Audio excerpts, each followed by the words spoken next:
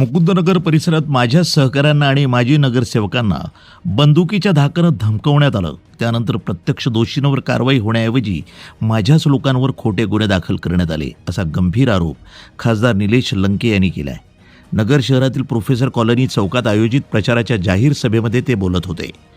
खासदार लंके यांनी सांगितलं की माझ्या सहकाऱ्यांवर थेट कलम 307 सारखा गंभीर स्वरूपाचा खोटा गुन्हा दाखल करण्यात आला आहे. हा गुन्हा कोणाच्या आदेशानं दाखल करण्यात आला याचा तपास झाला पाहिजे. या संपूर्ण प्रकरणामागील मास्टरमाइंड कोण आहे हे उघड झालं पाहिजे, अशी ठाम भूमिका त्यांनी मांडली. या प्रकरणात जर फोन कॉल डिटेल्सची चौकशी करण्यात आली तर अनेक धक्कादायक बाबी समोर येतील आणि अनेकांना मोठा धक्का बसेल, असा इशाराही खासदार निलेश लंके यांनी दिला. राजकीय दबावाखाली कारवाई करून कार्यकर्त्यांना बदनाम करण्याचा हा प्रयत्न असल्याचा आरोपही त्यांनी केला. या सभेमध्ये खासदार निलेश लंके यांनी भाजपावरही जोरदार टीका केली. भाजपानं निवडणुकीत एक नवीन बी टीम उतरवली असून ती म्हणजेच MIM असल्याचा धक्कादायक आरोप त्यांनी केला.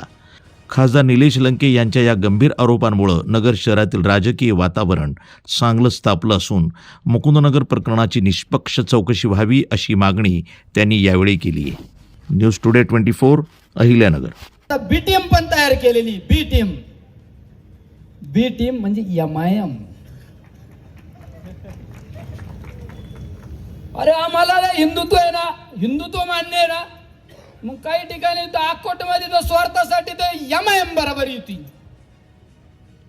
आज कुठंतरी MIM बरोबर युती. अरे मग तुम्ही कशाला आम्हाला फसवता का? अरे माझ्या मुकुंदनगर मध्ये भांडण झाले. अरे माझ्याच नगरसेवक उमेदवारांवर त्या ठिकाणी रिव्हॉल्वरचा धाक दाखवण्याचा प्रयत्न केला आणि त्यांच्यावरच खोटे गुन्हे दाखल केले. 307 सारखा गुन्हा दाखल केला. अरे कोणाच्या आदेशाने गुन्हे दाखल केले? कोणाच्या आदेशाने माझ्या कार्यकर्त्यांवर खोटे गुन्हे दाखल केले?